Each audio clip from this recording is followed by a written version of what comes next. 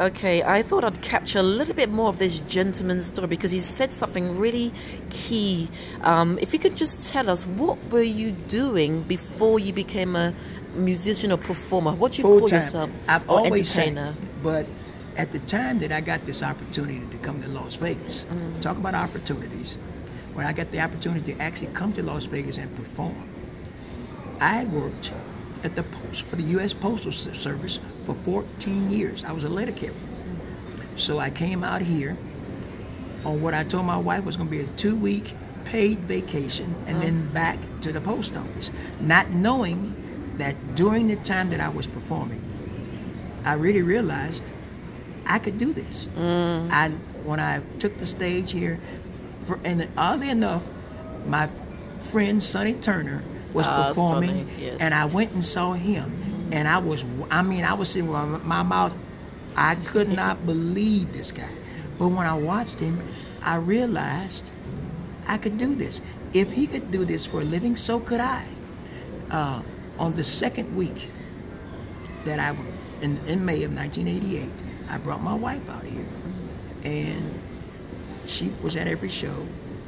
They made me that offer. They offered me a 5-year, 42-week contract, and I realized, oh my God, they offered me a 42-week contract. There's only 52 weeks in a year.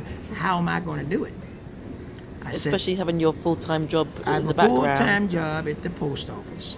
I have a wife, home, 5 children, everything back at home that I thought was just going to be, I get a chance to go and actually perform in Las Vegas and go back to my job. Well, I actually didn't want to go back to my job. I wanted to stay and do this.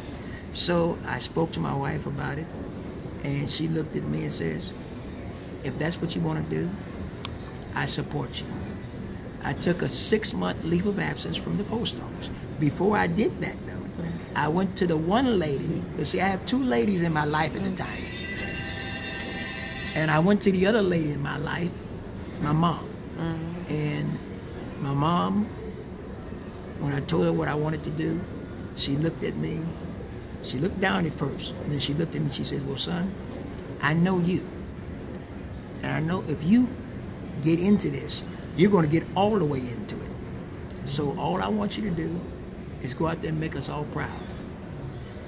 And I came to Las Vegas with the wind beneath my wings because the 2 most important people in my life supported this, and it wasn't even a dream. I came out here with one focus: succeeding. I had nothing else. When I took that 6-month leave of absence from the post office, I can't tell you where I was on that day that I was supposed to decide whether I was going back to the post office. I wasn't looking back. I was looking forward. I can't even remember today where I was on the day I was supposed to call back to the post office and give them a yea or nay as to whether I'm coming back.